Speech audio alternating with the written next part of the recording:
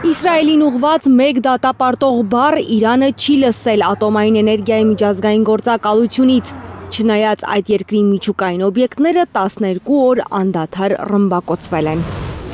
Թեհրանը որոշել է դադարեցնել համագործակցությունը ՄԱԳԱՏԵ-ի հետ։ Իրանի խորհրդարանի պատգամավորների բացարձակ մեծամասնությունը կողմ է քվեարկել օրինագծին։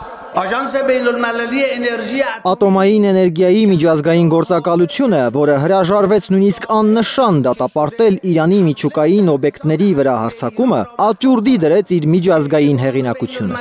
Իրանը ընդունած օրինագծով պատրաստվում է արգելել ՄԱԳԱՏԵ-ի տեսուչների մուտքը երկիր այնքան ժամանակ, քանի դեռ երաշխավորված չէ իր միջուկային օբյեկտների անվտանգությունը։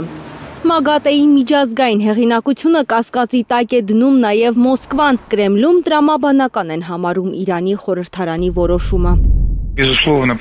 Իհարկե, նման որոշումը Իրանի վրա չհրահրված հարձակման ուղղակի հետևանք է։ Ատոմային օբյեկտներին հասցված հարվածների հետևանք, որոնք բավականին աննախադեպ էին։ ՄԱԳԱՏԵ-ի հեղինակությունը լրջորեն տուժել է։ Իրանի միջուկային օբյեկտների ուղղությամբ օդային գրոհները միայն ֆիքսում էր ՄԱԳԱՏԵ-ի ղեկավար Ռաֆայել Գրոսին։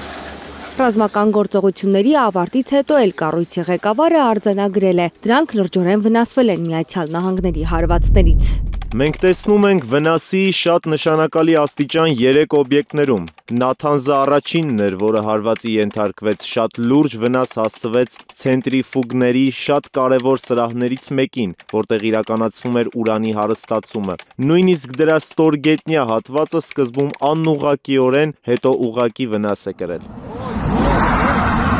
Նաթանզի, Սպահանի ուրանի փոխակերպման կայանների և Արագի ծանր ջրի կայանի վրա գրոհները պատմական հաղթանակ է համարում Իսրայելի վարչապետը։ Նեթանյահուն վստահ է, որ օդային պատերազմի 12 օրերի ընթացքում ուղիղ նշանակետերին են խփել ու ոչնչացրել Իրանի միջուկային օբյեկտները։ Սպանել են գիտնականների, որոնք լուրջ աշխատանք էին տանում միջուկային ծրագրի զարգացման վրա։ Իսրայելի վարչապետը պահանջում է Իրանից չփորձել վերականգնել միջուկային ծրագիրը, այլապես սպառնում է կրկնել 12-օրյա դժոխքը։ Մենք ոչնչացրեցինք Նաթանզի կենտրոնական հարստացման կայանը, Սպահանի ուրանի փոխակերպման կայանը և Արագի ծանր ջրի կայանը։ Մեր բարեկամ նախագահ Թրամփը միացել է մեզ, ինչը աննախադեպ է։ Նրա ղեկավարությամբ ԱՄՆ բանակը ոչնչացրեց Ֆորդոյի խորը հարստացման կայանը։ Եթե Իրանում որևէ մեկը փորձի վերականգնել միջուկային նախագիծը, մենք կգործենք նույն վճռականությամբ և նույն ինտենսիվությամբ կանխելու այդ փորձը։ Ես ասում եմ, որ Իրանը չի ունենա նույն հզորության միջուկային զենք։ Նեթանյահուի հետ խոսքը մեկ է արել նաև Միացյալ Նահանգների նախագահը։ Թրամփը վստահ է, Վաշինգտոնը այնպիսի դաս է տվել Իրանին, որ այդ երկիրը չի էլ մտածում այլևս միջուկային զենք ունենալու մասին։ Իրանը միջուկային զենք չի ունենալու։ Կարծում եմ դա վերջին բանն է, որ նրանց մտքին կա այս պահին։ Նրանք հաստատ նույնիսկ չեն ուզում մտածել միջուկայինի մասին, և մեր B2 օդաչուները հնարավոր դարձրին այս ամենը։ Թեհրանը չի ընդունում թշնամական երկրների վերջնագրերը։ Իրանը միջուկային ծրագրից չի հրաժարվելու, հայտարարել է այդ երկրի գլխավոր դիվանագետ Աբբաս Արաղչին։ Նրա խոսքով Իրանը շատ զոհ է տվել ու տարիներ շարունակ շատ զրկանքներ է կրել այդ ծրագրի իրագործման համար ու չի պատրաստվում հետ քայլ անել։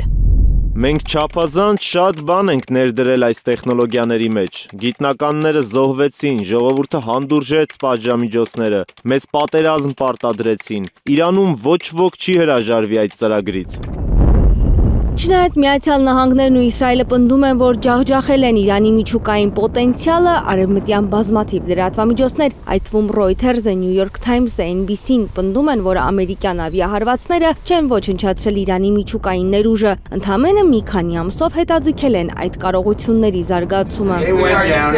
Թրամփին զայրացրել են այդ հոդվածները։ Միացյալ Նահանգների նախագահը հայտարարել է, թե այդպիսի հրապարակումները նվաստացնում են պատմության մեջ ամենահաջող ռազմական գործողություններից մեկը։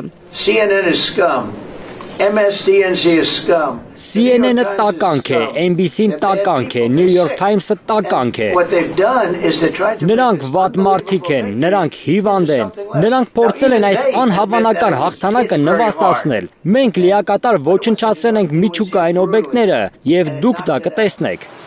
Հիմա հարաբերական անդոր է Իսրայելի ու Իրանի երկնքում, երկրորդ օրն է ռումբեր չեն թռչում։ Սակայն շատ փորձագետներ փխրուն հրադադար են անվանում այս խաղաղությունը։ Հասմիկ Սերոբյան, Սմբատ Ասլիկյան, Հայլուր։